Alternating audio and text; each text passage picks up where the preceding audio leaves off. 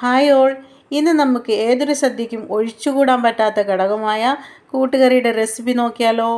അതിനായിട്ട് ഒരു ചട്ടി അടുപ്പിൽ വെച്ചിട്ട് ഒരു നേന്ത്രക്കായും ഒരു കഷ്ണം ചേനയും ഒരേ വലിപ്പത്തിൽ അരിഞ്ഞ് അതിൽ മഞ്ഞൾപ്പൊടിയും കുറച്ച് മുളക് പൊടിയും ആവശ്യത്തിന് ഉപ്പും ഇട്ടിട്ട് അത് വേകാനുള്ള വെള്ളം ഒഴിച്ചിട്ട് നല്ലതുപോലെ ഇളക്കി യോജിപ്പിച്ച് നമുക്ക് അടച്ച് വെച്ച് ഒന്ന് തിള വരും വരെ വേവിക്കാം. ഈ കൂട്ടുകറി സദ്യയിലെ ഏറ്റവും കൂടുതൽ എല്ലാ ആൾക്കാരും ഇഷ്ടപ്പെടുന്നൊരു വിഭവമാണ് ഈ കൂട്ടുകറി എന്ന് പറയുന്നത്. അതിന് ഒരു നല്ലൊരു എരിയും മധുരമൊക്കെ ചേർന്നിട്ടുള്ള ഒരു ടേസ്റ്റാണ്. അതുകൊണ്ടാണ് എല്ലാവർക്കും അധികമായിട്ട് സദ്യയിൽ ഇഷ്ടപ്പെടുന്നത്.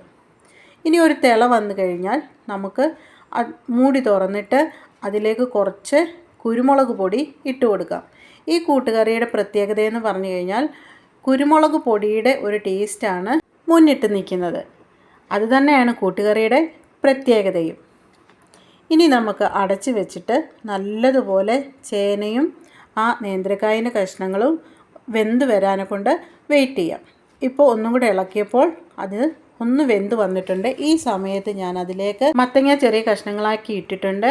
ഒപ്പം വേവിച്ച് വെച്ചിരുന്ന കുറച്ച് പരിപ്പ്, തുവരപ്പരിപ്പും കുറച്ച് കറിക്കടലയും വേവിച്ചത് ചേർത്തിട്ടുണ്ട്. ഒരു മുറി തേങ്ങ എടുത്തിട്ട് അതിൻ്റെ മുക്കാൽ ഭാഗം ഞാൻ വറക്കാൻ വേണ്ടിയിട്ട് മാറ്റിവെച്ച് കാൽ ഭാഗത്തിൽ കുറച്ച് നല്ല ജീരകം, ചെറിയ ജീരകവും ചേർത്ത് നല്ലതുപോലെ അരച്ച് പേസ്റ്റ് രൂപം ആക്കണ്ട, എന്നാലൊന്ന് ഒതുക്കി എടുത്തിട്ട് ഈ കറിയിലേക്ക് ചേർത്തു.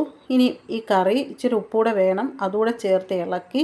ഇപ്പോൾ ലൂസായിട്ട് കിടക്കുന്നതിലും കുറച്ച് കഴിയുമ്പോൾ ഇത് തിക്കായിട്ട് മാറും. ഈ സമയം കൊണ്ട് നമുക്ക് ഒരു പാത്രം വെച്ചിട്ട് അതിൽ നമുക്ക് തേങ്ങ നല്ലതുപോലെ ഒരു ബ്രൗൺ കളറ്, ഒരു നല്ല ഡാർക്ക് ബ്രൗൺ കളർ ആവും വരെ നമുക്കിത് വറുത്തെടുക്കണം. അതിലേക്ക് കരിയാപ്പില ഇട്ടു. ഇപ്പം 1 ടീസ്പൂൺ നെയ്യാണ് ചേർത്തിരിക്കുന്നത്. ഈ കറിക്ക് നെയ്യ് ഒഴിക്കുന്നത് ഭയങ്കര ടേസ്റ്റ് കൂട്ടുന്നൊരു ഘടകമാണ്. ഒരു ടോപ്പ് സീക്രട്ട് കാര്യം കൂടാണ് ഈ നെയ്യ് ചേർക്കുക എന്നുള്ളത്. ഇനിയും കൂട്ടുകറിക്കകത്ത് നെയ്യ് ചേർക്കുന്നില്ലെങ്കിൽ ഇനി കുറച്ച് നെയ്യ് ചേർത്ത് നോക്കി ഇഷ്ടമുള്ളവർ ഭയങ്കര ടേസ്റ്റ് കൂടുതലായിട്ട് നമുക്ക് തോന്നും. ഇനി ഇത് നമുക്ക് നല്ലതുപോലെ ഡാർക്ക് ബ്രൗൺ കളർ ആകും വരെ മൂപ്പിച്ച് എടുക്കാം. ഇപ്പോൾ ഈ വീഡിയോ കണ്ടുകൊണ്ടിരിക്കുമ്പോൾ തന്നെ ഈ ചാനലൊന്ന് സബ്സ്ക്രൈബ് ചെയ്യണേ. ആ ബെല്ലൈക്കണോട് ഒന്ന് എനേബിൾ ചെയ്ത് തരും. എങ്കിൽ മാത്രമാണ് വീഡിയോ ഇടുമ്പോൾ തന്നെ നിങ്ങൾക്ക് നോട്ടിഫിക്കേഷൻ കിട്ടത്തുള്ളൂ. എന്തായാലും ഇഷ്ടപ്പെട്ടെങ്കിൽ ലൈക്ക് ചെയ്യാൻ മറക്കണ്ട, കമൻ്റ് ഇടുന്നതിനും മറക്കണ്ട കേട്ടോ. തേങ്ങ ഇത്രയാകുമ്പോൾ കുറച്ച് കുരുമുളക് പൊടിയുടെ ചേർക്കണം.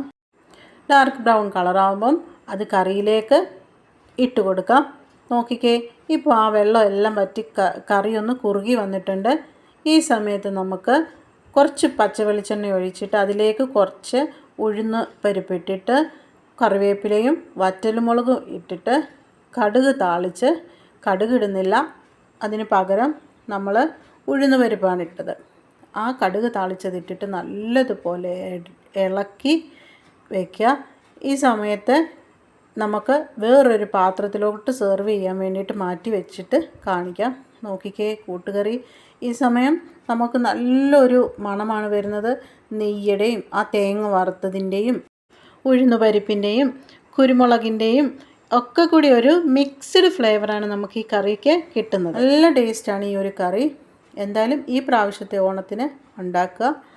അടുത്തൊരു വീഡിയോ കാണും വരെ എല്ലാവർക്കും നന്ദി.